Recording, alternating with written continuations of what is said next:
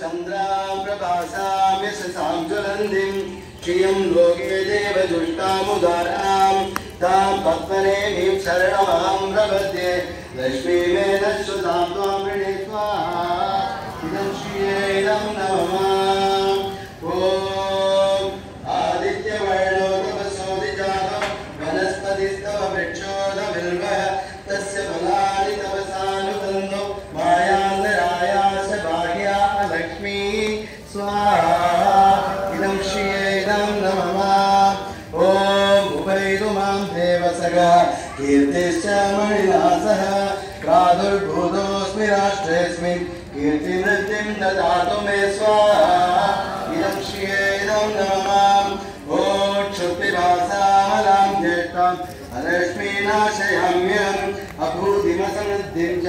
सर्वान् निर्णुत मे गृहात् स्वाहा इदं श्रियेदं नमः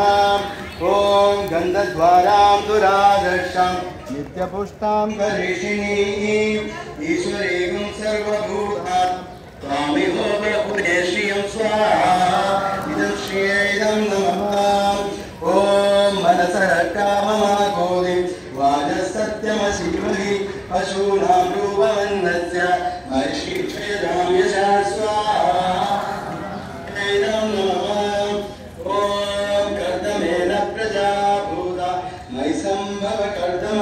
श्रियं वासय मे कुले मातरं पद्ममालिनीं स्वाहा इदं श्रियेदं नमः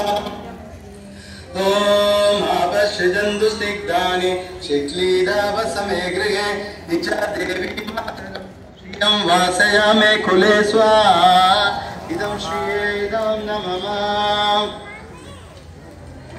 ॐ आर्द्रां पुष्करणीं पुष्टिं पिङ्गलां पद्ममालिनीं चन्द्रां हिरण्मयीं लक्ष्मीं जातवेदो म आवह स्वाहा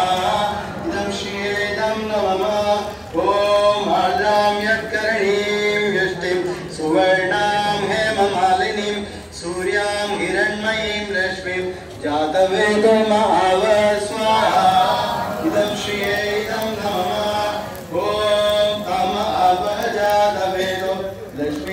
लक्ष्मीमनपगामिनीं यस्यां हिरण्यं प्रभूतं गावो दासोऽश्वान् विन्देयं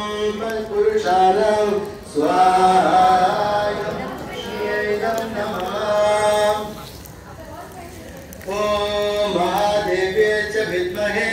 विष्णुपत्न्यै च धीमहि तन्नो लक्ष्मी प्रचोदयात् स्वाहा